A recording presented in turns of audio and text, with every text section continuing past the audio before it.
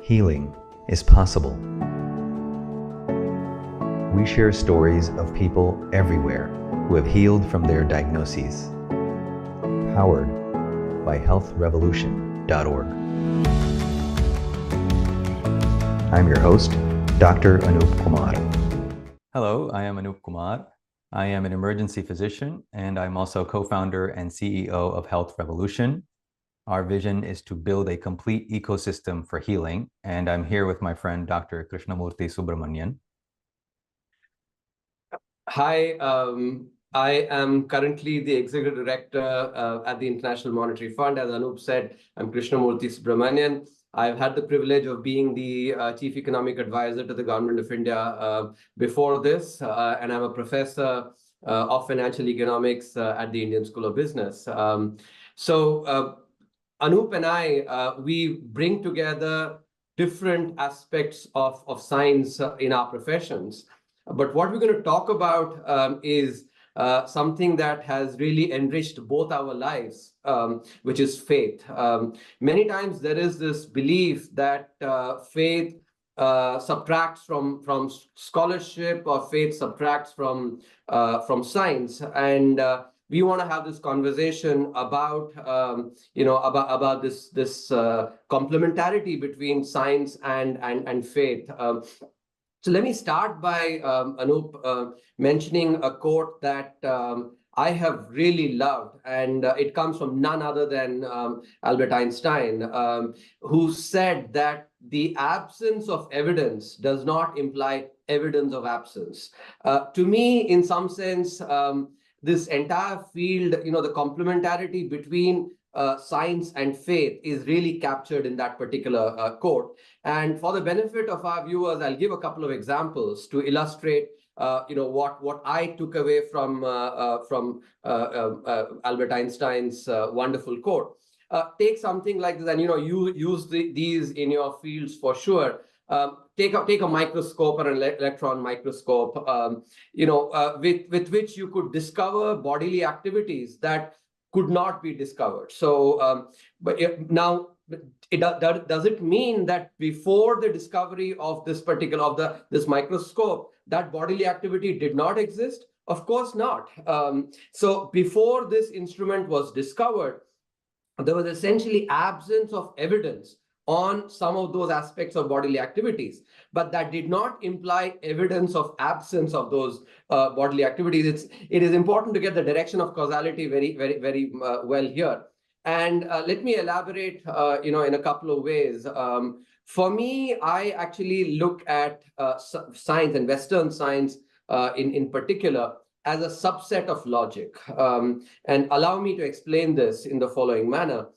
And by the way, I think this is the approach that both of us have, which is that they both are complementary, and they have different places in our lives, science and faith. Neither of it is substitute of the other. In fact, they complement. So if we think about Western science, and you've done research, I've done research as well. And research itself is based on replicability. That if I do something, you go and replicate to verify whether my findings are indeed correct or not. Now, when we start taking sort of a deeper dive, or in some sense peeling the layers of the onion, what does replicability require? Replicability means that you have to be able to measure something. If you have to go and check what I've done, I have to give you in a measurable way. Then measurability then means that it has to involve one or more of the five senses, and that there is enormous value in that, but it still remains a subset of of what happens in our life, because there are a lot of aspects which cannot be measured, in a way that actually I can show to you. And this is sort of the field of faith in some sense, or said differently, in Western science, the observer and the observed are different. While in Eastern science, or Vedanta, for instance, observer and the observed can be the same, and which is what we try to do in meditation, for instance. And the way I've thought about meditation is basically watching our own movie, sitting there, and so the observer and the observed are the same. So this is something which is very important. Just because, we can observe something or, and therefore replicate, doesn't mean that the span of our life or our life experiences are only limited to that. They're very important, but they're still a subset of what happens. And a lot of unobservable stuff actually can, and does impact our lives. And that's where faith comes in. And I can elaborate these in many different ways, but would love your take on, from your a vantage point on this. And I think I must mention, for the benefit of viewers, not only is Anoop a phenomenal professional, but some of his spiritual experiences have actually been incredibly inspirational for me as somebody who's a sadhak. I've watched some of the videos and have found it very, very inspirational. So would love to hear your take.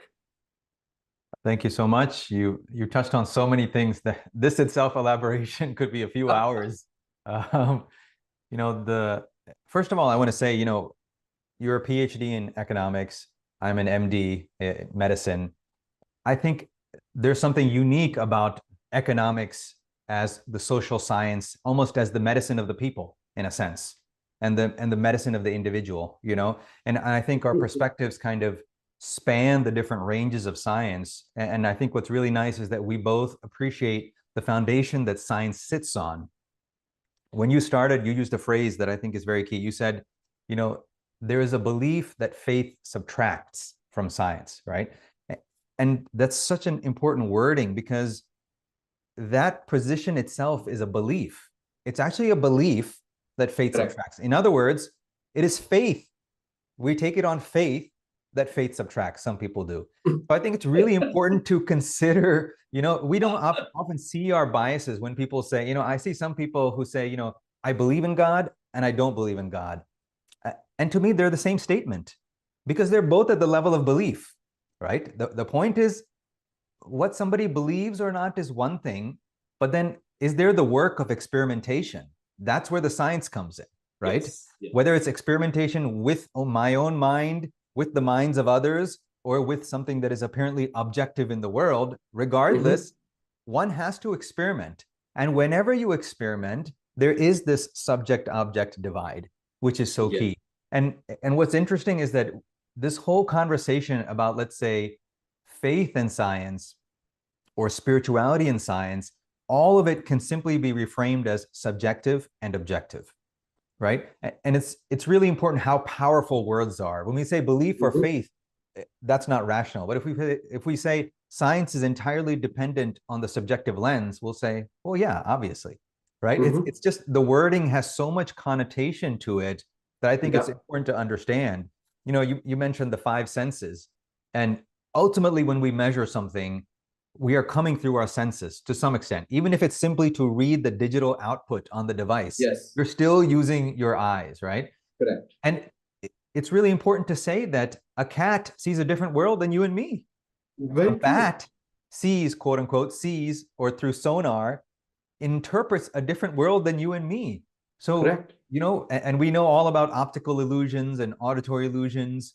So at what point do we say that our device is sensitive enough that it is revealing what is true to us, right? And I think this is where your Einstein quote holds so much water, because it says that, yes, what we may not know may actually be much greater than what we know.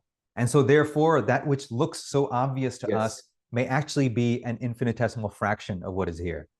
Very true. In fact, again, this leads me into so many different thoughts that, but I do want to actually share the importance of sort of faith about faith, which is what you're really, touching upon. And I think my own experience, and I'm sure, you will support this as well, is that it's really important to be open-minded, what you called experimentation, being open-minded about life. And if we basically go in with the faith that what affects my life, whether it's my happiness, my health, my professional success, etc., is only these, what can be seen or perceived through the five senses, then I'm not being scientific enough, in the sense that because I'm not experimenting enough, and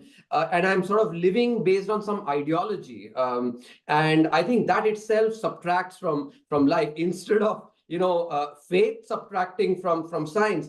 When you don't experiment enough, or you're not open-minded enough to allow new experiences, that subtracts from life, and that's sort of a key message that both of us want to really convey. For the benefit of, again, sort of in putting it in a little bit more of an intellectual framework, if we think about, and this is something, I when I was in IIT, I learned linear algebra, and and linear algebra is, I find it very useful, so think about, let's say, if we take and take a 3D object, three-dimensional object, and project it on 2 dimensions. So if I take, for instance, a sphere. Now, whichever plane I project it on, it will look like a circle. But if I take a cylinder, for instance, the way, if I project it from the top on basically on the plane that is the floor, it look like a circle. But if I project it on a side wall, it'll actually look like a rectangle. The point that I am trying to communicate is, truth, and or when you take the world as the combination of the perceived and or felt, and those that actually perceived using the 5 senses, and those that are perceived beyond the 5 senses. When you take a truth as that, then the projection matters. If, for instance, if I only have this basis saying everything about the world is only through the 5 senses, then that is what I will project on, and therefore that's the world I will see. But if I project, saying that no, there is the possibility that what is beyond these 5 senses can also be impacting my life, then that 3-dimensional object is something that I project on a much richer, basis, much richer plane. So even from the language of linear algebra, you can sort of rationalize. And I'll give you one more example. And this is, when we do sort of research, we use regressions, right? And the simple way in which regressions are written is y is equal to some x, which is sort of a explanatory variable. Y is the variable that you're actually explaining, times some coefficient beta plus an error term epsilon. Now, when you think about, when I apply that to life, that x is basically the observed part, right? Or what you can perceive through the 5 senses. The epsilon is basically the unobserved, or what you can't perceive. But that does not mean that doesn't exist. And I think that once we allow for the possibility that what we perceive through the 5 senses is not what is or only is, then we allow for experimentation in our own life, and thereby really add to our life, add richness to our life. And therefore, instead of faith subtracting from science or subtracting from life, faith really adds to life. And last, you framed it beautifully, which is that medicine is the science of the individual, and economics is the science of the collective or citizens. And and therefore, the two of us coming together, we sort of covering not only the microcosm of the individual, but also the macrocosm of societies and economies, and professionals basically who therefore span a good set of quote unquote scientific professions. And yet both of us are actually talking about faith, which I find it incredibly powerful. Yeah, and we are trying to, you have the individual, you have the collective, and we're asking what is common to both? What is the foundation of both, right? So it's like you have the breadth, and then we're going to depth also to see what is it that underlies that.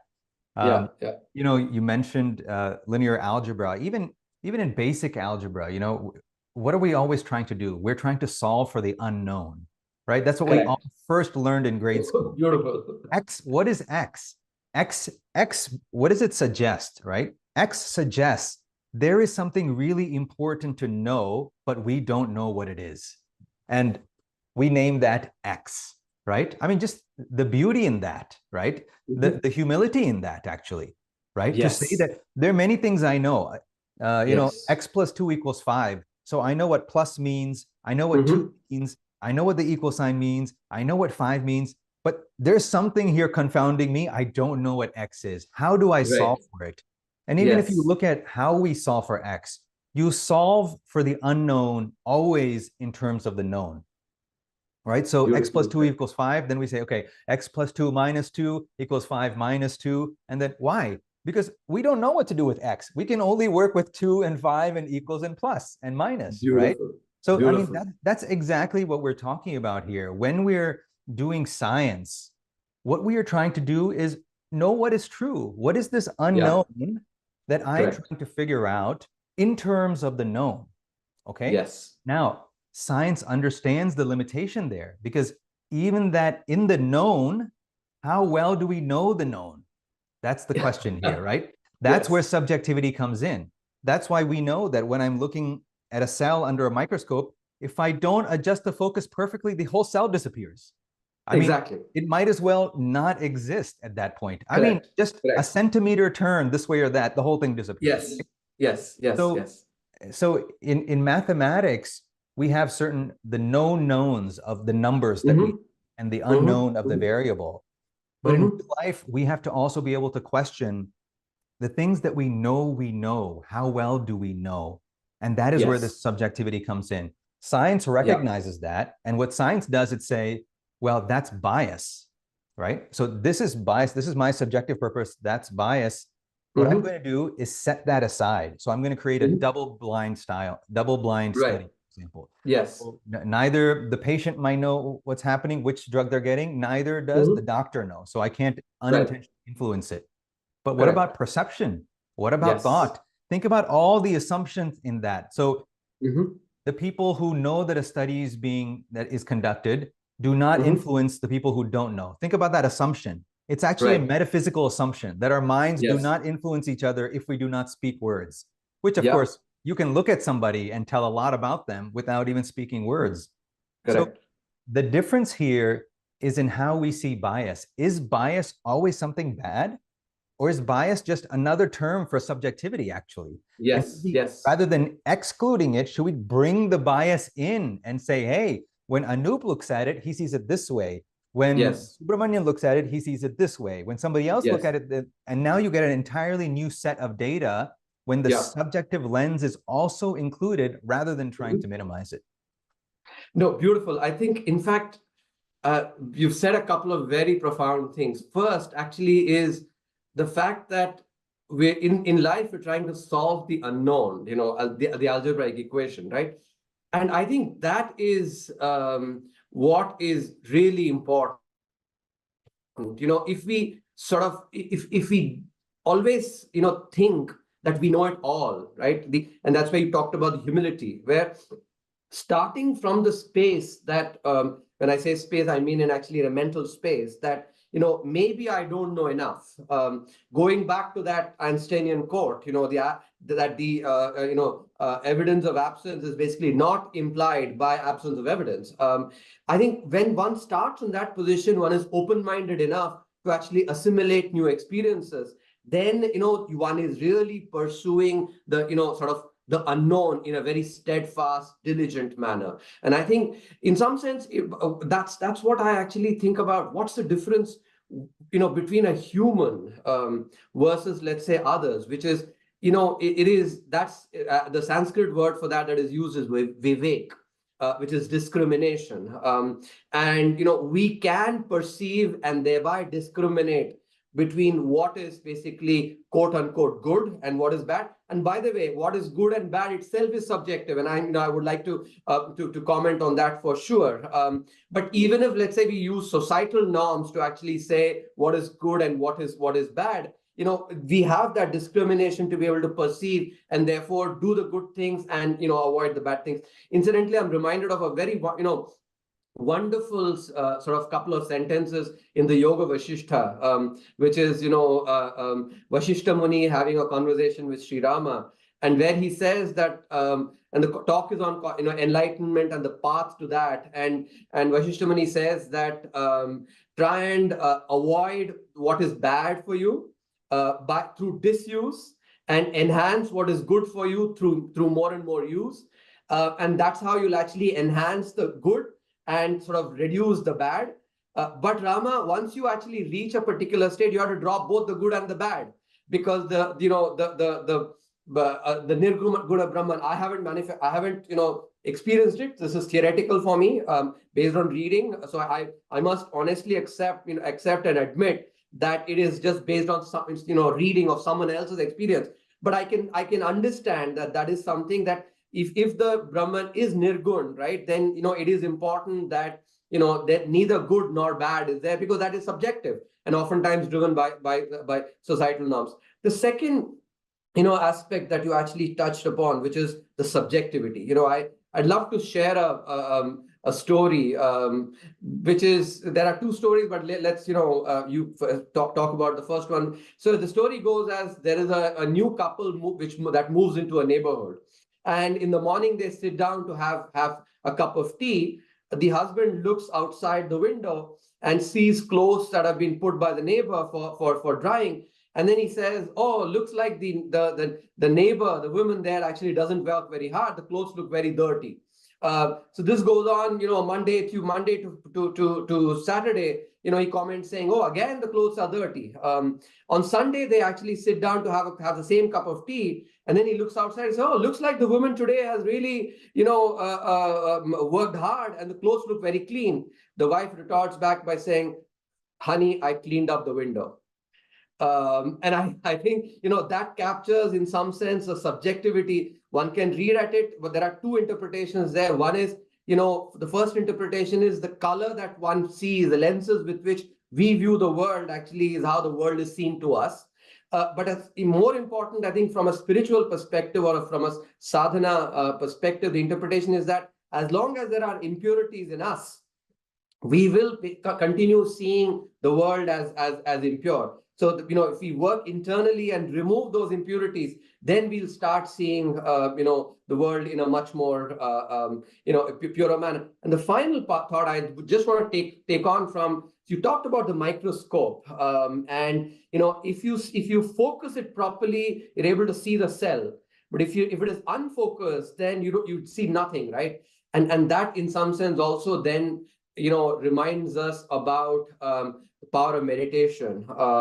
And when we, of course, meditation is more than focus, but I think focus is necessary but not sufficient. When we sit down and when we actually sort of abstract out from what is happening, the external stimuli, and just focus on the inside, so that microscope, when it gets really focused, then we start seeing inside of us. More often than not, many of us are just living in an unfocused microscope where it's only the external that is actually affecting our lives. But when we start focusing that, I think then we start seeing inside of it, and that is in some sense the most important part of the journey, where we discover the value of faith, that it adds to science, that doesn't subtract from it. Oh yeah, I think you said it all. I mean, I think we've pretty much touched on the main points here. Yeah, what I want to reiterate is this range of the subjective and objective being essentially the expression of our desire to know. It's such a simple and a beautiful thing. We want to know, and we can do it in so many ways, whether it's meditation, philosophy, spirituality, science. All of these, the fundamental structure is the subject and the object. That's really important to understand. So maybe some people here who are listening to this identify as very strict scientists, or sometimes not necessarily scientists, but a logician. Maybe some people are very religious and don't really buy science. Maybe some in between, bridging spirituality and science. But all of us have this structure. It is the subjective and the objective. Mm-hmm. And let's not get too caught up in terms like religion, God, logic, experimentation, double-blind studies. Let's understand that all of this language is reflecting this structure of the subject and the object. And you cannot have one without the other. It doesn't matter where you are on that spectrum, whether you believe, not believe, science, no science. Everyone is grappling with the subject and the object and finding ways to address them so we can know what is true. That's all that's happening here. Very, very beautifully said. In fact, I think the subject and the object itself, as we were discussing at the outset, Anoop, one way of thinking about, and this is something which I've always perceived, that in science as we know it, which is Western science, replicability, etc., the subject and the object are different. The observer and the observed are different. But when we allow for the possibility that some experiences and some learnings, can be had by noting that the object and the subject can actually be commingled. And when we're talking about the world that is within an individual, then we start allowing for the possibility that the subject and the object can be the same. I'm sitting down actually and observing my own thoughts, in fact, it's in some sense that it may seem contradictory, but the more I start seeing the sort of this distance the subject and the object, saying what is happening in my mind, the thoughts that are coming in, those are really sort of the object, and I am the subject, and the I here being maybe the soul, then when that distance starts, coming more and more, the detachment or dispassion also starts appearing.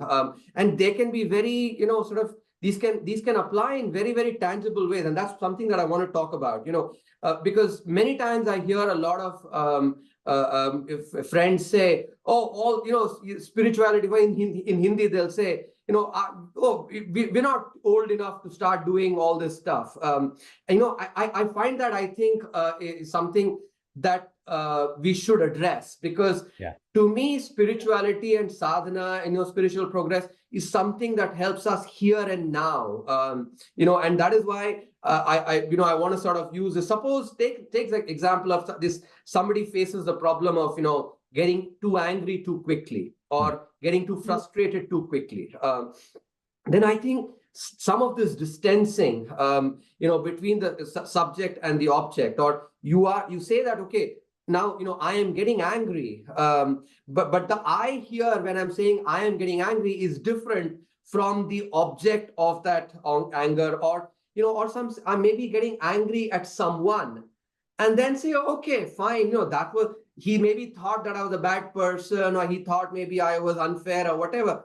That's his or her perception. That is not necessarily true. In fact, that brings in the subjectivity. That is his perception. It's not necessarily objective. When I look at that and then allow for the possibility that, that may just be his bias or subjective way of looking at it, I can be more departed and therefore not get angry. In a similar way with basically events, and something that I always sort of mention to my students and my kids as well, that failure is something that is inevitable in life. But getting disappointed about failure, or getting really sort of down about failure, is optional. And similarly, adverse events in life are inevitable. But getting depressed about those adverse events in life is again optional. And I think the tools that Vedanta gives us, meditation, and the entire a world of faith, is something that can really help us to be mentally sort of very, very, very stable, to be happy moment by moment, every moment. And therefore, solutions to stuff like, mental, difficulties, etc., are also in here. And I'm sure you know this far better than I do. I'm talking from an experiential perspective. But I have found, for instance, that, and this is a credo that I really advocate, if you sweat a lot during peacetime, you bleed less during wartime. Is a slogan that is there in the army. And I think that is very, very applicable to sadhana, that when things are going good, if we actually do a lot of sadhana, we build up that energy, we build up that defense to be able to take, stuff that basically adverse stuff happens. And I think that, I'm sure everyone will agree, there hasn't been a single individual that has walked this planet that has not faced some adversity at some point or the other in life. That is absolutely inevitable. But how we react to it is basically what is optional. And therefore, the discussion that we're having, Anoop and I, this is not some esoteric discussion. This has implications for how we live our lives, how happy we live our lives, here and now, moment by moment, and therefore it's extremely practical as well. I agree. And, one of the most important things I think to talk about, which came to mind when you said, some people are saying, well, I'm not old enough for spirituality. I think it's so funny. And I think this is one of the biggest topics in society today, and that is this. And I think this is almost never talked about. And this goes to the topic of dissociation in psychology and psychiatry, okay? A lot of people talk about dissociation, but you will hear very little talk about association, okay? What is dissociation and association? I submit that dissociation is actually the standard way of being in our society, that most people are dissociated, that the educational system teaches us to dissociate. Frankly, our parents, through love, thinking they knew the best thing, taught us to dissociate. What do I mean? When a child, an infant is crawling, they would be very happy to crawl right off the edge of a kitchen table and fall. Why? I'm not saying it's a good thing, but why do they do that? Because their identity is not yet localized to that body. They have not yet believed that what I am is just this body, therefore I must protect it at all costs. They are experiencing themselves as much more than this body. And through learning, through education, through pain, they realize, wait a second, this thing is a significant part of me here. And that awareness starts to localize and constrict and reside strictly with that body. This I call a dissociated state. Okay. Right. In childhood, most children are actually associated. They appreciate the body, but they're not restricted to it. That's why they can go through quick emotions very quickly and move on, because they are not yet restricted to that. By the time you're 4 or 5, 6, 7, now you're no longer allowed to have imaginary friends, because that goes from being fun and cool to being pathological at some age, right? Yes. That's further dissociation. Then you sit in your desk at school, you get these kinds of thoughts. These thoughts give you a good grade. These thoughts give you a bad grade. Dissociation. Now that person comes to middle age. What is happening in my life? I need something. Spirituality, right? The whole process on Earth, this is a planetary process, is come into life, dissociate, and then find something. Psychedelics, meditation, spirituality, whatever it is, to reassociate. I'm saying let's cut out the middle part, right? In other words, of course, appreciate the body, appreciate the personality. We cannot sit here and speak English and communicate without the ability to come into this a little bit. But why do we have to forget that which we knew when we were 1 year old, right? We don't have to do that. And so this idea that spirituality is for the old, the idea that comes is because we don't realize that all we are trying to do is reassociate with our nature. And it was actually for the very young. We had it when we were 1 year old. That's one thing. The other thing is this language. I really think association is the key language. It's reflected in every field, right? In mathematics, what is infinity? Infinity is that from which all the finite comes, right? The finite parts are the dissociated aspects. Infinity is the association, right? In religion, you have communion, right? What is communion? It is me and something else. The subject and the object merging is communion. We have Advaita. What is Advaita? You have Dvaita, Advaita, right? Duality, non-duality. You have the unified field. What is a unifying field? Well, it is multiple fields accounted for by one. What is complementarity of physics? You have infinite number of finite particles, but what are they ultimately? Vibrations in an infinite field. So this is the complementarity, this is the subject and the object. But in terms of our lives, practically, this is dissociation and association. So this is where I think we can go beyond the language, and we can see it's not for the old, it's actually for the youngest of the young. And it is a process that goes throughout this lifetime on Earth. No, I think that's very, beautifully said. The way in my own words, I would put it in two ways in some sense. So as a kid, what we start with sort of almost a limitless identity, and so but slowly, surely, we actually start limiting that identity, first saying I am the body, and then saying, I am my thoughts, and then maybe as we grow, I am my emotions, and and so we are starting from sort of infinite field where there is no sort of limit that is imposed, and then we sort of start putting limits, saying, oh, I am only the body, or I am only the thoughts, or I'm only the emotions. And in that process we essentially, and that's the rather than sort of dissociating, we're actually associating, and in the process we're actually losing so much of the vitality within us.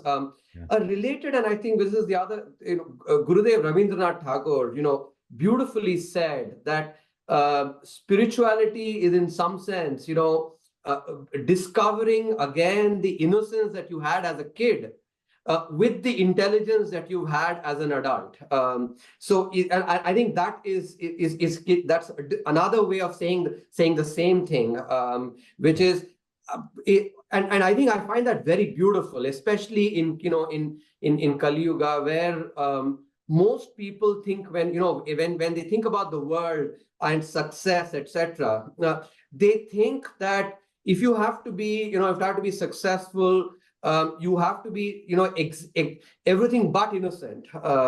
You should basically be maybe quote unquote shrewd, quote unquote cunning, and just be I, me, myself, not care about others. These kind of, and these are in my opinion actually even sort of very egregious associations that are taught to us many times by society. Yeah. And in my opinion, those are actually very poor things that are taught to us. Yesterday I was seeing this video, very beautiful, by Ravichandran Ashwin, the cricketer. And Ravichandran Ashwin talks about actually how, so in the Rajkot test, his mother was ill.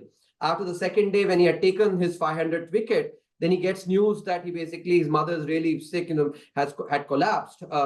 And so, the Indian cricket captain, Rohit Sharma came, and basically he came to know as well that because Ashwin was not picking up his phone.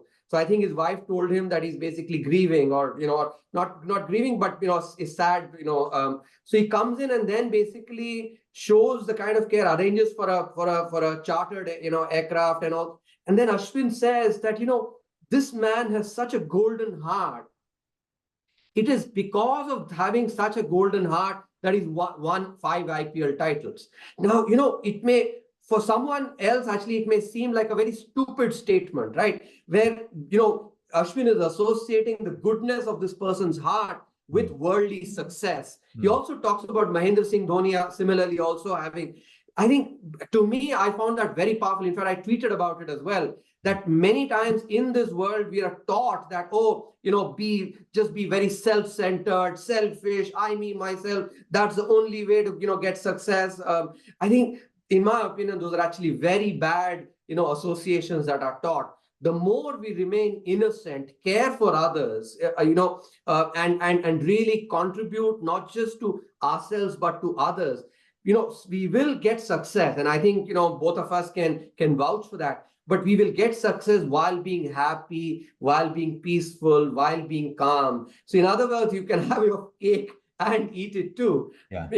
Because very often you'll find many people saying, oh, the price of success is basically, bad health, a lack of happiness, stress, this, that. That is because of these wrong associations that we are taught. And I think the process of sadhana, the process of faith, the process of spiritual progress is in some sense to discover that innocence back again and find and dissociate yourself, thereby sort of find that infinite aspects in us. Right. I must say, finding the infinite part, actually, again, that is textbook knowledge for me. I haven't yet experienced it. I think you have, and so I must therefore say I'm so fortunate to be able to talking to someone who's actually had an experience of that infinite. Well, it's the pleasure is mine, the honor is mine. Anybody who is willing to talk about these things, I think especially you and I, people who are apparently respected in society, whether it's a degree, whether it's a title, whether it's the roles we play, the people we know, I think people like that need to speak up more, because many times it's people like that seem to make the dissociative rules, to be honest, right? And you have to dissociate to play the game, so to speak. But if we can say that, really what we're trying to do is get into this associative nature, even in a very simple level, you and I are associating now. We are expanding, right? Yes. We can talk about it in terms of infinity or Advaita or communion. How about just friendship and conversation?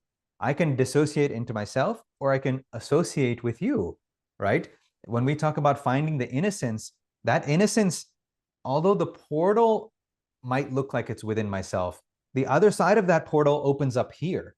The association is here. Association is always here. Association is never just in here. Because of the initial dissociation into the body, therefore we say it's in here, because we assume the dissociated state, therefore the portal is here. But the other side of the portal is not here. It's all over here. So whether through friendship, through conversation, even in business, right? We might say, we want to network with people, right? What is networking? It's a form of association. However, if that association stops with just my network or just my kind of people, to that extent, I will be dissociated, right? Yes. Can we continue to expand, continue to include more people, the planet, the cosmos, right? Yes. That is that state to me of innocence without gullibility, innocence with awareness. And that is also a state of love. When everything expands that big, that's a state of love. So I'm very grateful to you for having this conversation with me. In fact, again, just to sort of share in my words what you've just said, I've always thought about the many roles that all of us play in our lives and in society, using the concept of concentric circles. So if I think about, let's say I am the center, right? I as a center, then my family, my immediate family, my parents, my siblings, my wife, my kids is basically the first concentric circle. And then, maybe my next set of whatever community I identify with is sort of maybe a next concentric circle. And then maybe the nation I identify, the state within which I live, maybe is another concentric circle, and so on. What I felt is, as we expand, it's, we should basically sort of reduce identifying with the smaller circles, and start feeling that even the bigger circles are as much mine.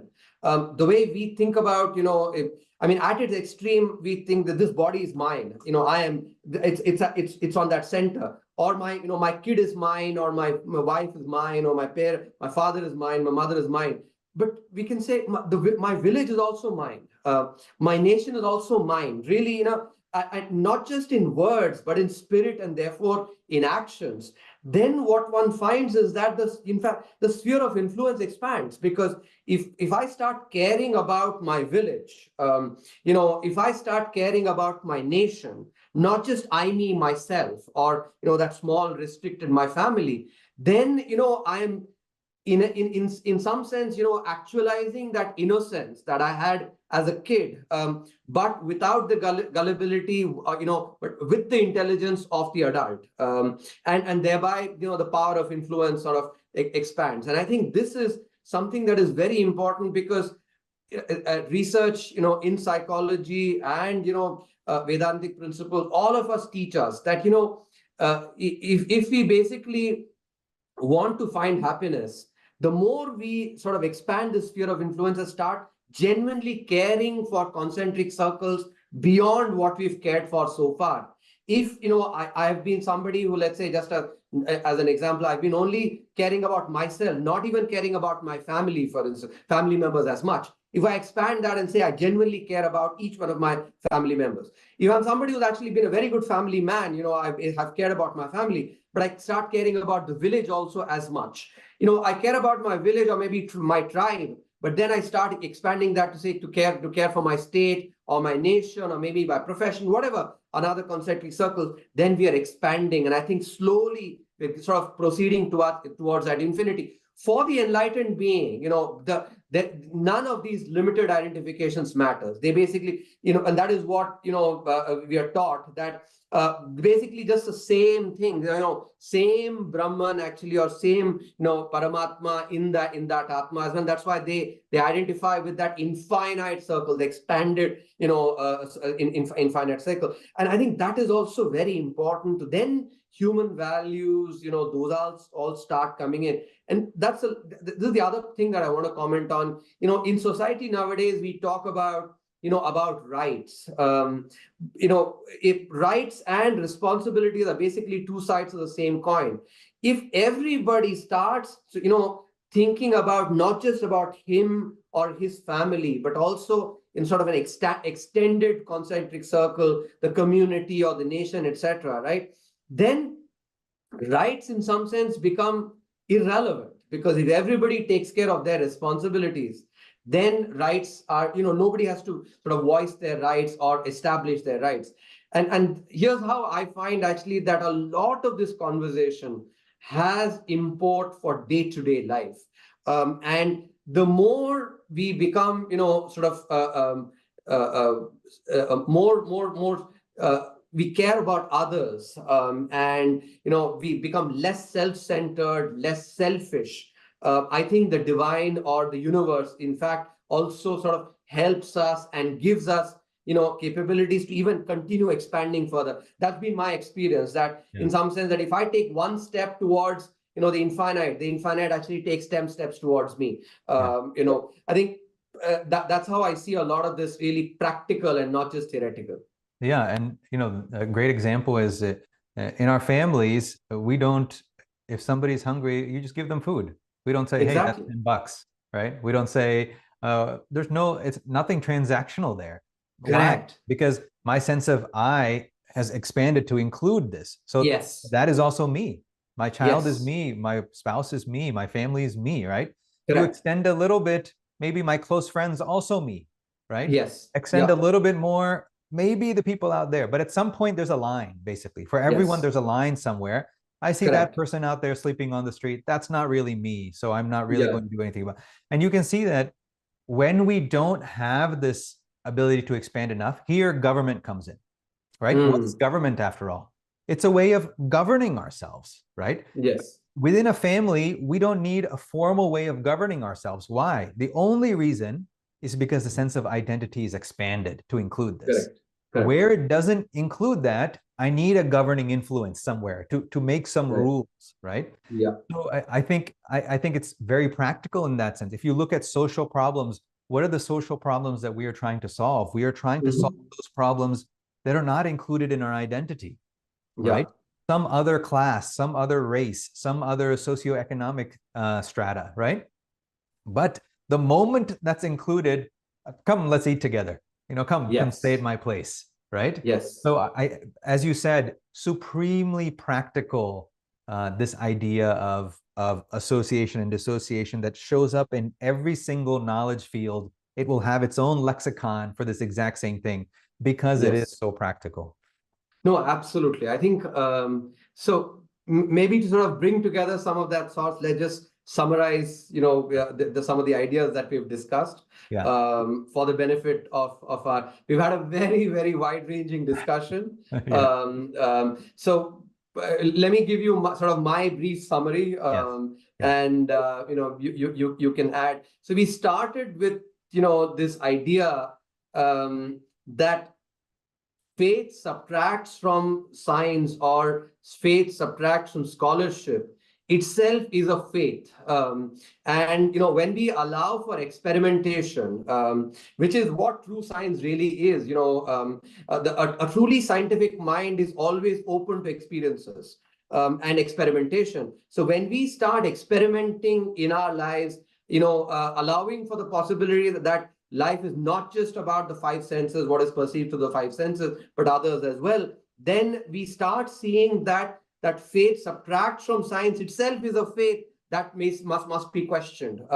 And then we actually spoke about how when we are born as babies, as kids, we actually we manifest a very expanded sense of self, but then slowly society, parents, our own experiences, for instance, maybe we go and put a finger on a fire and then say, oh, it burns, and we start sort of limiting that identity, and the path of spiritual progress basically is about, again, finding that sort of larger self, and slowly but surely eventually going and realizing that infinite self, and I think that, and finally what I want to say is that both these ideas actually are not just theoretical, they're very, very practical, and therefore this notion that spirituality is only after you become old is actually is itself is a wrong faith. If the sooner one gets onto it, one can really be happy. And this is the way I would summarize. For me, living life king size, many people will say the sort of colloquial notion is, if you have a BMW, you have a big house, you actually have this, that, and the other material possession. That is what most of society thinks about as living life king size. For me, living life king size is day to day, moment to moment. If you can be calm, peaceful, happy, and yet continue doing your all your work, in some sense, you don't react to people, situations, in a very, very sort of adverse manner. That's living life king size. Living happy is living life king size. Living calmly is, living life king size. Living life not just for oneself, but for others as well, contributing to others. That is living life king size. So that's my summary in some sense of our, really enriching and wonderful conversation. And if I had to summarize the summary, I would simply say that whatever it is that we have talked about here today, it's right here in our experience now. Maybe the most beautiful aspect of this is that it doesn't have to be something that's in the future. It doesn't have to be something that you need resources to get in any way, including time, right? That whatever it is that we're talking about, maybe you can get a feel for it, even right now, in this moment. There is a feeling here. There is something in which we are all situated. There is something in which these ideas are proliferating and we are communicating, right? What is the technology that is allowing us to feel each other across space and time, right? There is something. What is the technology that even this IT platform is structured, right? So whenever you have a software, it's built on another kind of software, and it's ultimately built on ones and zeros and voltage. But what is the technology that even voltage is built on? Right? What is that platform? That is here, and that is free for everybody. So that possibility we want to leave you with. Thank you for joining us. Thank you so much, Dr. Subramanian, for joining me. Look forward to the next conversation in this series.